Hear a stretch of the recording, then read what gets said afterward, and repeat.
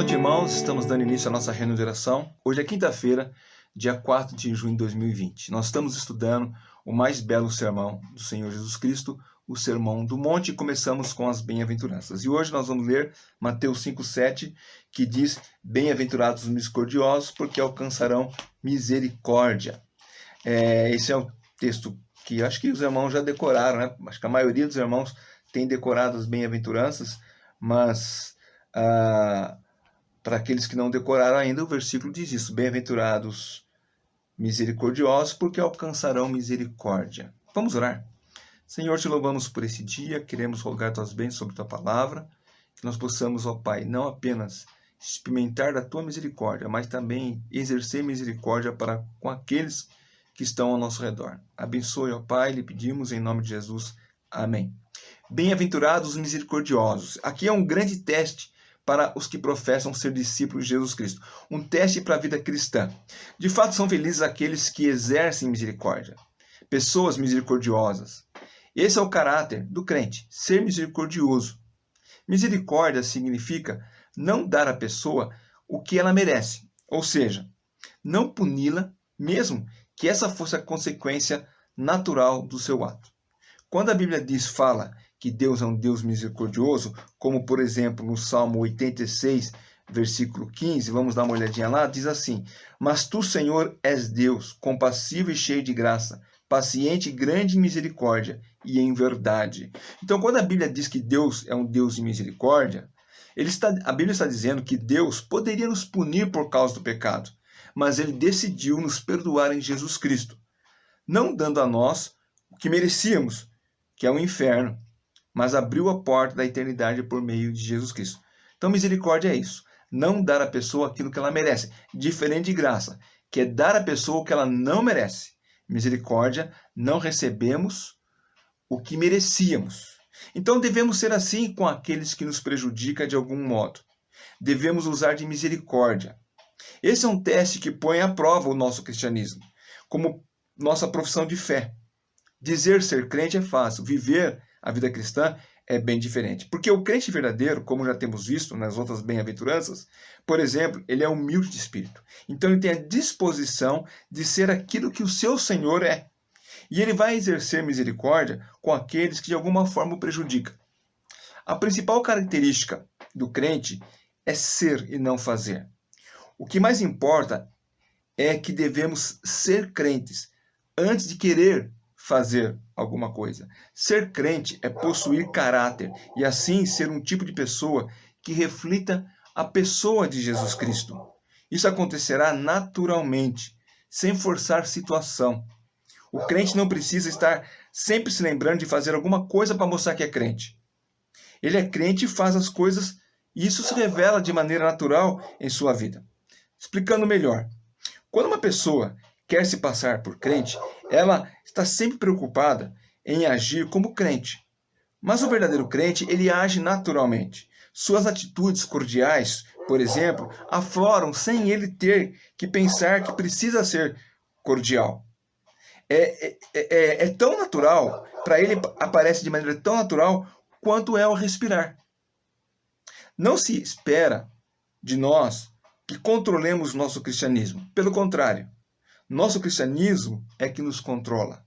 Por sermos crentes no Senhor Jesus Cristo, agimos de maneira como Cristo agiu.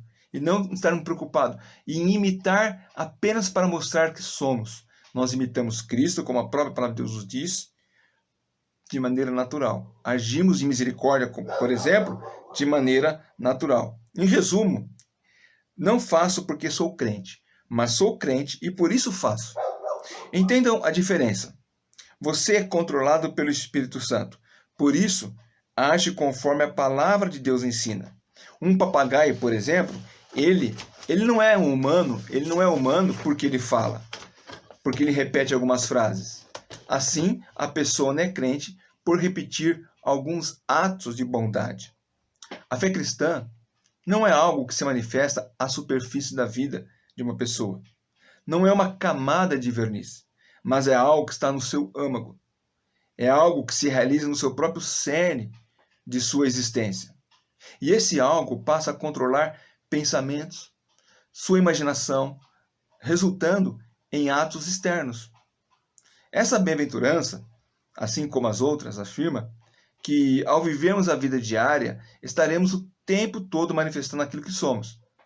Segundo a maneira que reagimos, demonstramos a nossa atitude espiritual, pois é o Espírito que proclama o que somos. Na nossa vida, ela será a expressão e a proclamação daquilo que realmente somos. Então, não é uma tentativa de representar. Não somos atores representando. Somos crentes verdadeiros. Ser misericordioso é diferente de ser complacente. Muitos pensam que ser misericordioso significa complacência, que é a pessoa que complacente ou complacência é aquela pessoa que finge não ver ou não perceber o que está acontecendo. O misericordioso, não. Ele não é aquele que sorri para o pecado ou para a transgressão da lei. Não é aquele que passa panos quentes à situação a fim de prosseguir adiante. Isso é complacente, é fazer vista grossa. O misericordioso não é assim. Não era isso que Jesus fazia. Jesus era misericordioso. Ele tinha um senso de compaixão, um senso de piedade. Sua preocupação com a miséria humana produzia nele desejo de aliviá-los. Sendo Deus, nosso Senhor, está na posição superior aos demais seres humanos, aos demais homens. E ele poderia muito bem nos punir cumprindo a letra da lei. Por exemplo, a lei dizia que a mulher adúltera, lá em João capítulo 8, deveria ser apedrejada. Mas Jesus, ele não usou da lei para puni-la. Depois de conversar com aqueles homens, depois de falar com aqueles homens que acusavam aquela mulher, o Senhor Jesus se dirige para aquela mulher e fala com ela: vai e não peques mais. Ele não foi complacente fazendo vista grossa. O Senhor Jesus não disse assim para ela: olha, eu sei que a sua vida é difícil e que como você tem aí várias em cada esquina das cidades. Não, o Senhor Jesus não fez isso. Ele disse: vai e não peque mais.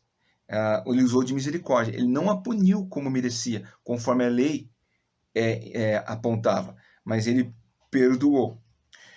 Então, quando ele se viu só com a mulher, ele usou de misericórdia, dizendo para ela não pecar mais. Outro bom exemplo que temos na Bíblia é a parábola do bom samaritano. O pobre homem que havia caído na mão de bandidos, ele foi socorrido por alguém que usou de misericórdia para com ele. Os outros dois que passaram por ele, a Bíblia ali, o texto nos diz que eles passaram de largo. Não agiram em favor daquele pobre moribundo. Afinal, um era sacerdote e o outro era levita. E talvez para eles não ficasse bem socorrer aquela pessoa. Então, pensaram, talvez, que eles não deveriam socorrer aquela pessoa porque aquela pessoa não merecia ser socorrida.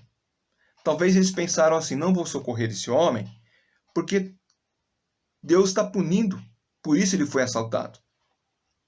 Talvez tenham tido dó, mas nada além disto. Já o samaritano não apenas teve um sentimento de compaixão, mas agiu em favor da vítima. Deus viu o nosso estado deplorável, viu o nosso sofrimento. E mesmo nós, sendo transgressores da lei, ele agiu com misericórdia. Ele usou de misericórdia para conosco. Ele agiu em nosso favor. Mesmo sendo Deus, ele veio cuidar da nossa miséria. A graça divina de Jesus para conosco se manifestou na forma de misericórdia. Éramos merecedores da punição eterna, mas ele não atribuiu a nós a punição que merecíamos. Vejam, por exemplo, aqui mesmo o Salmo 32, versículo 1 e versículo 2, depois nós vamos lá para Romanos, mas o Salmo 32, versículo 1 e 2 diz: bem-aventurado aquele cuja iniquidade é perdoada, cujo pecado é coberto. Bem-aventurado o homem a quem o Senhor não atribui iniquidade e em cujo espírito não há dolo. Isso é misericórdia de Deus. E Romanos capítulo 4, versículo 8, agora então, lá no Novo Testamento, Romanos 4, versículo 8, nós lemos assim: Bem-aventurado o homem a quem o Senhor jamais imputará pecado. Feliz é o homem.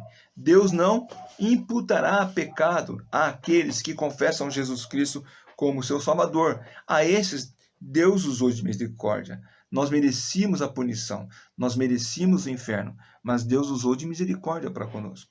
Ele usou de bondade e Ele agiu em nosso favor. O misericordioso, ele não diz bem feito, aqui se faz, aqui se paga. Ou vou te pagar com a mesma moeda.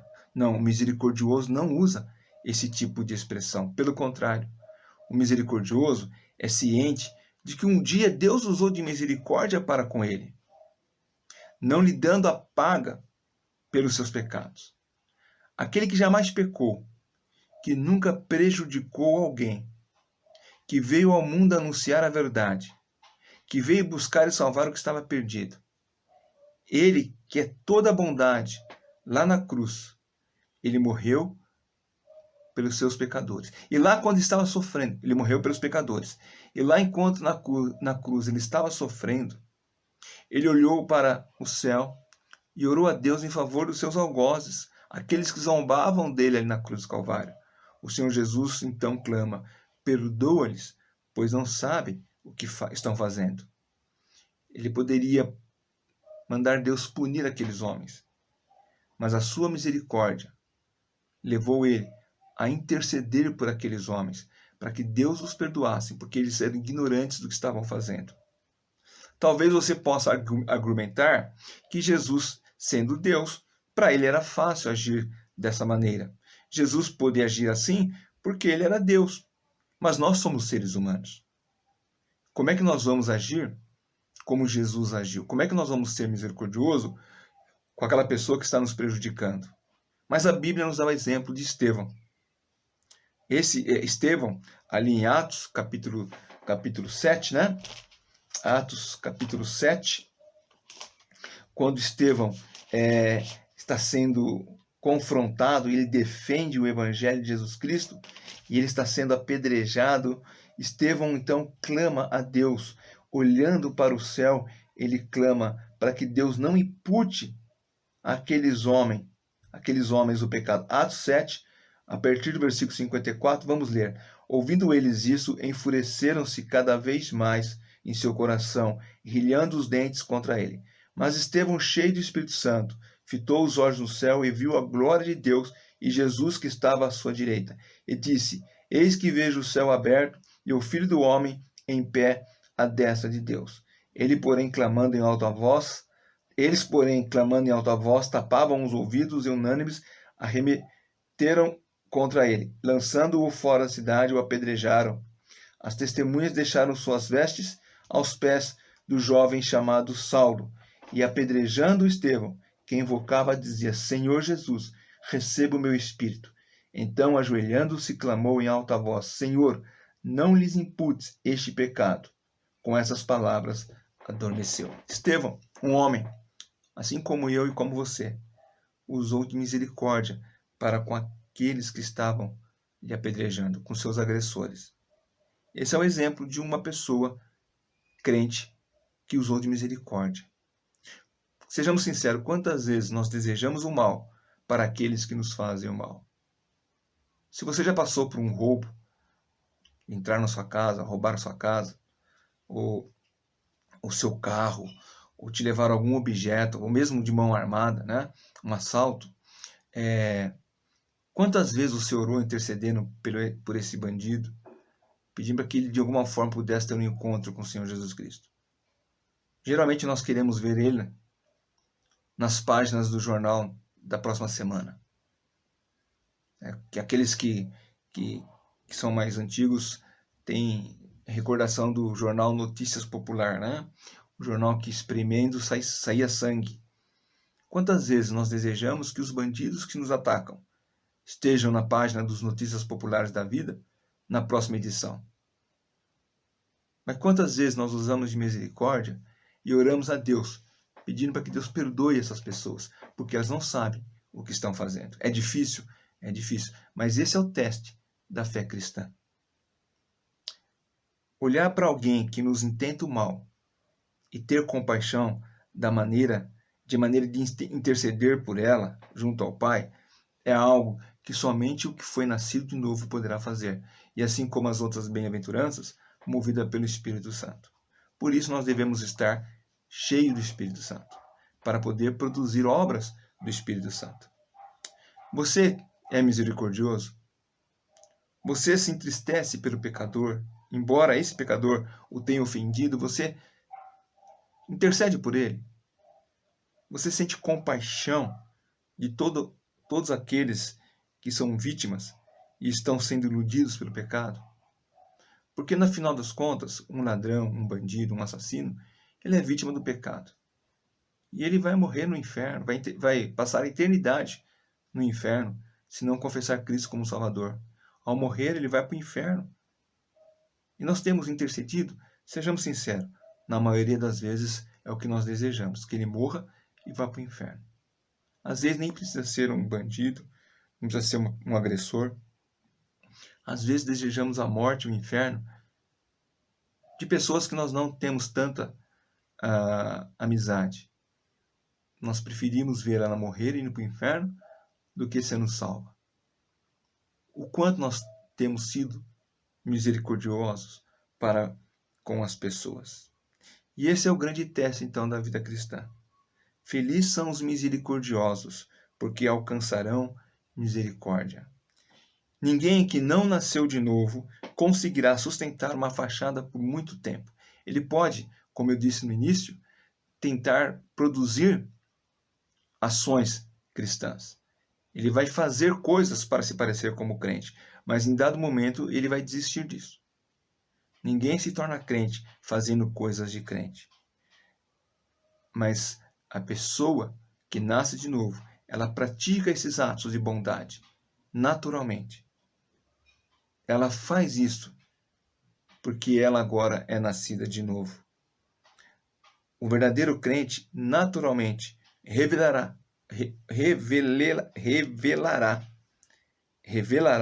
quem ele é. Porque as suas atitudes, suas ações, suas palavras são controladas pelo Espírito Santo. E esses são os misericordiosos. E esses alcançaram e continuarão desfrutando da misericórdia do Senhor. Viverão eternamente com Ele. Mesmo depois de salvos, mesmo depois de convertidos, quantas vezes nós temos dado motivos a Deus para nos punir? E Ele tem sido misericordioso, não nos dando a paga que merecíamos, mas nos perdoando e nos abençoando a cada dia. Não significa que algum ato de rebeldia não possa vir uma consequência para a minha vida. Como crente, se eu praticar algum ato de pecado, eu posso ser punido, eu posso sofrer consequências naturais. Por exemplo, se eu sou fechado no trânsito e por um breve momento de raiva, de ira, eu resolvo devolver a fechada na pessoa que me fechou e essa pessoa sobe na calçada, atropela e mata pedestres, por exemplo, e ao ser pego, eu vou ser punido, eu vou sofrer as consequências do meu ato, porque eu cometi um crime. Mas pela misericórdia de Deus, esse crime não vai me punir para o inferno. Vou pagar o preço, talvez ser preso por um tempo, mas não perdi a condição de filho de Deus. Um ato pecaminoso pode nos trazer consequências do pecado, mas não nos tirar a salvação que é garantida na pessoa de Jesus Cristo. Então que Deus nos abençoe e possamos demonstrar misericórdia para com aqueles que estão ao nosso redor. Que Deus nos ajude a viver a vida cristã e sermos verdadeiramente bem-aventurados. Não apenas nessas bem-aventuranças que nós já estudamos, mas nas demais também. Possamos ser homens e mulheres felizes, porque agimos de acordo e conforme a palavra de Deus. Amém? Vamos orar? Senhor Deus, obrigado por sua grande misericórdia para conosco, que ao invés de nos enviar ao inferno por conta da nossa condição pecadora, o Senhor enviou seu Filho Jesus Cristo para nos resgatar, nos salvar e nos dar a vida eterna. Te louvamos a Deus, porque mesmo pecando, o Senhor tem nos amado. E queremos rogar que ó Senhor, nós possamos nos encher do Teu Santo Espírito e viver uma vida para a Tua honra e Tua glória, não pecando, ó Pai, mas vivendo, Te agradando e glorificando ao Senhor Jesus Cristo. Abençoe agora, ó Pai, os momentos que vamos passar em oração e intercessão. Pedimos esses favores em nome de Jesus. Amém. Muito bem, irmãos. Além dos pedidos que nós temos, queremos agradecer como bênção as irmãs do planejamento que trabalharam aí arduamente o fim de semana passado para fazer aquelas cestas de café da manhã, encerrando o mês do lar. Também quero agradecer pelo mês do lar, pelas mensagens que foram pregadas. Também quero agradecer porque eu fiz, como eu falei já semana passada, eu fiz aquele curso que a prefeitura exige para abrir o templo. E agora nós temos que orar para que o que o prefeito prometeu possa se cumprir para a próxima semana. Era para ser a semana passada, mas foi adiado por mais uma semana. Não sabemos se vai acontecer nessa semana. Mas vamos continuar orando pela situação do país, pela situação do mundo em questão, não apenas do vírus chinês, mas também agora por essas revoltas populares, arrumar uma brecha para provocar ataques, né, vandalismo. Vamos orar para que Deus especialmente proteja as nossas vidas, os nossos familiares, e que possamos confiar sempre no Senhor Jesus Cristo. Os demais pedidos vão estar aí no grupo do gabinete, direto do gabinete, e você pode colocar, compartilhar, não apenas pedidos, mas bênçãos também. Deus abençoe cada um e até a próxima mensagem. Deus assim nos dando a sua bondosa mão, permitindo que possamos nos reunir novamente. Amém?